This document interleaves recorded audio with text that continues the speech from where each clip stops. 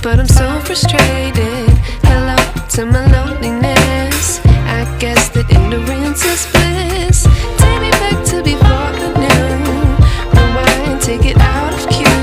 Innocence can be a young man's game. Signed up for the hall of shame. I wish I knew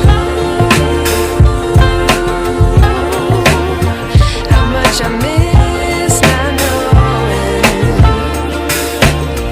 that we're all screwed when we play our roles and ignore the problems.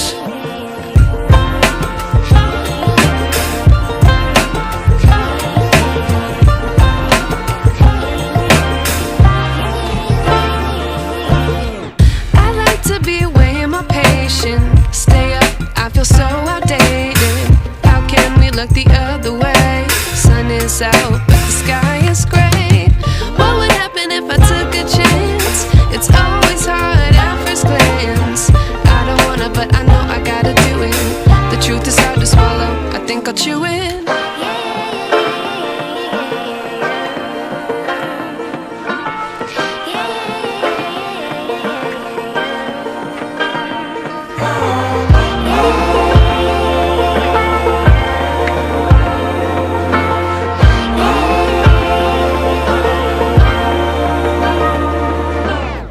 I wish I knew how much I miss not knowing that we're all screwed when we play our roles and ignore the problems. I wish I knew how much I miss not knowing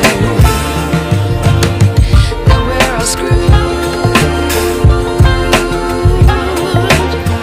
when we play our roles and ignore the problems. I wish I knew.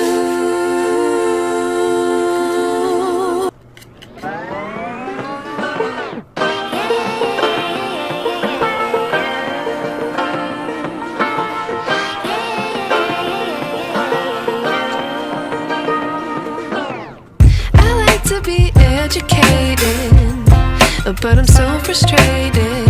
Hello to my loneliness. I guess that ignorance is bliss. Take me back to before I knew. Rewind, take it out of cue. Innocence can be a young man's game. Signed up for the hall of shame. I wish I knew how much I miss not knowing that we're all screwed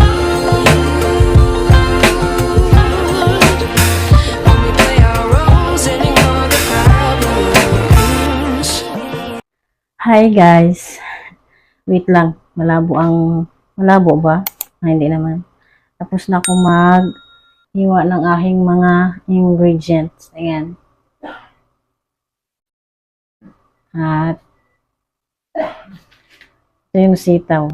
Ito yung okra. Sasapaw ko ito mamaya sa kanin. At ito din yung karne. Ito yung, ayan. Natiga ko na rin yung nyog. Ayan siya. So, magluluto na ako. Kasi gutom na yung asawa ko. Hindi natutulog siya. Use oil to guys. Oh. Use oil muna ngayon for today's video. Sana makain namin ni Mr. yung lulutuin ko, no? Ang dami, oh. Daming sili.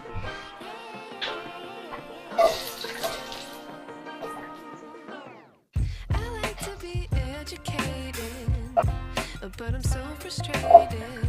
Hello to my loneliness. I guess that ignorance is bliss. Take me back to before. Ito na lang muna ilalagay ko kasi para matikman ko pa yung lasa mamaya. Kasi pag ito, nilagay ko na din ako. Good luck.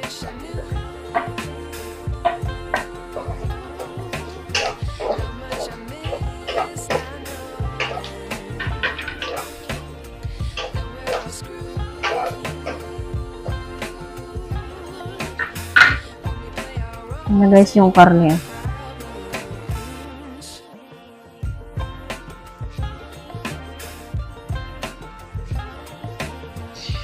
Yung ba ngayon ko palang tumaluluto. Ang Bicol Express. Ang lalaki ng hiwa ng siling haba eh. Hindi lang yung sitaw na nabili ko guys. Kasi ano, balot-balot lang yun. Mahal daw ang sitaw. Kaya walang buo. Yung hindi pa hiwa. Hiwa na kasi yun at saka nakabalot na. Yun lang ang matinong nakita ko eh. Malaki ng hiwa pala.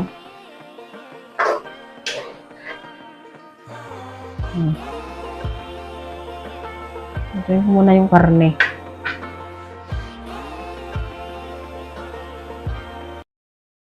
Yung mga lagayan ko ng basurahan doon. Mga plastic yan guys. Alam niyo ba kung nasan yung pailaw? Ayan o. Nasa taas. Yung power bank. Ito yung pailaw na LED. Kasi pag hindi ko nilagyan, madilim. Para lang makita nyo kuno.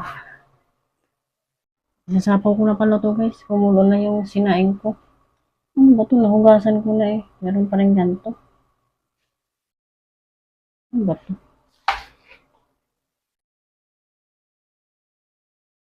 Eh, yan yun na nga.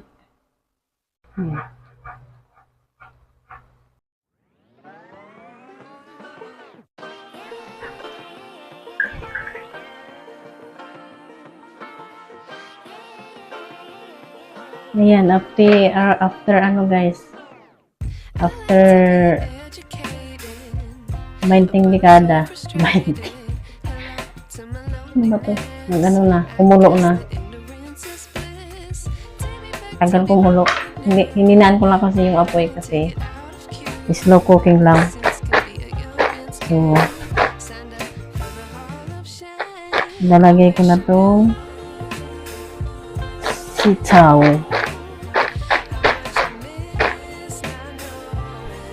Ang inalmusal lang kasi namin guys, ano,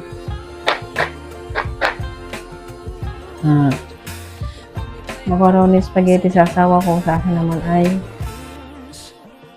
pagkatabang-tabang na lugaw. Sabi ng asawa ko, magluto ka na mamayang tanghali kasi magugutom ako.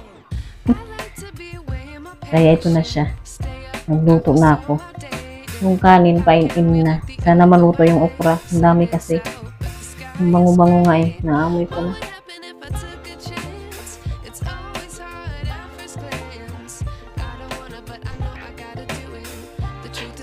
Slow cooking ko lang to guys kasi karne. Alam nyo naman ang karne.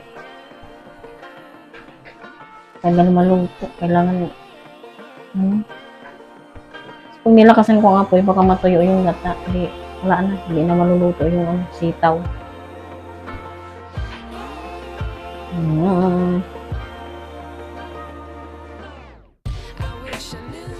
First time kong lutuin to guys. Grabe.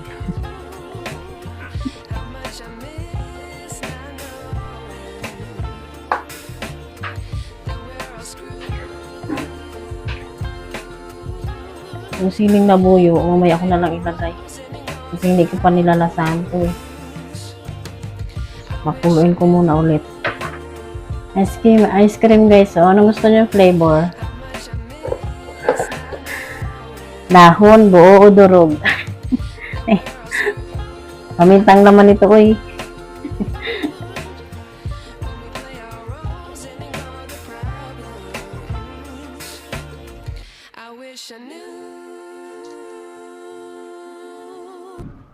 Ilalagay ko na to guys na labuyo pero hindi ko na to ubusin kasi maanghang na. Yung maanghang pala eh. Ang dami kasi ng siling haba eh, kaya maanghang. Kunti na lang ilagay ko nitong labuyo. Baka hindi namin makain eh.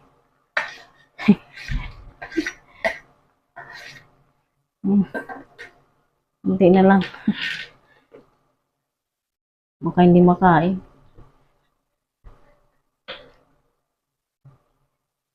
luto mo na hindi mo makain kasi maanghang, grabe naman. Hindi carry.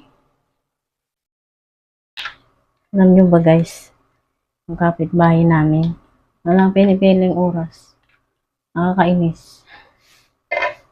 Wala naman akong, wala akong pakialam kung magingay sila maghapon eh. Kaya lang, panggabi kasi ang asawa ko, ang ingay-ingay. Ang dami-daming oras na pwedeng gawin yung, kasi, nagano siya ng kahoy, ang tawag doon, nagbibiyak. Panggatong ata. Iwan ko. Kahit hindi siya nagbibiyak ng kahoy, yung paghila-hila ng mga, pag sa gabi naman, paghila-hila ng higaan, ewan ko kung anong mga hinila nila, dinig dito. Akala ko ba naman soundproof tong naupahan, ay naupahan, tong, tong bahay namin, tong mga bahay dito. Hindi naman pala. Tiyan. Kahit nga yung kasi ang kwarto namin, di ba? Yung kwarto namin, tapos yung sa kabila, yung doon sa bahay nila, CR naman ang katapat. Naririnig ko nga mag-flash eh. Naririnig ko magpuno ng tubig yung flash. Kakainis ka mo. Hindi makatulog ng maayos yung asawa ko. Ang ingay-ingay. Laging naka-loudspeaker. Ayan, nag-ano siya na ngayon, nagkahoy na bibiyak. Ano ba nga? Tanghali. Tapos, pag minsan hapon naman, mga alanganing oras, yung tulog talaga yung asawa ko dapat. Grabe.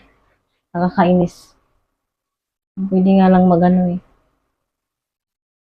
Kung pwedeng patugdugan. Patugdugan para naman, it's a tie, di ba?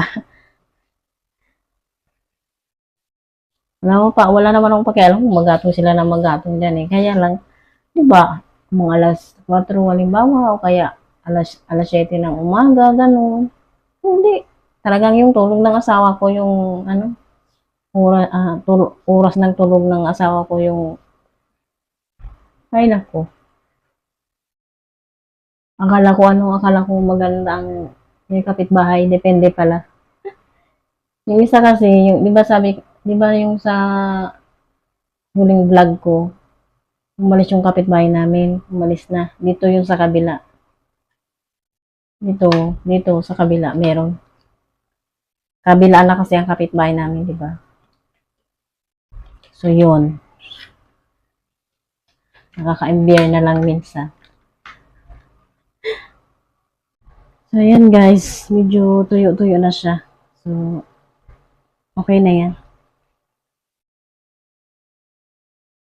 Tapos na. So, yung kakain tulog pa. So, antayin ko na lang siyang gumising kasi puyat. Thank you for watching guys. Yun lang ang ganap ngayong araw. Hanggang ngayon nag-ano pa rin yung bibiyak pa rin ng parang nagdadabog. Bye.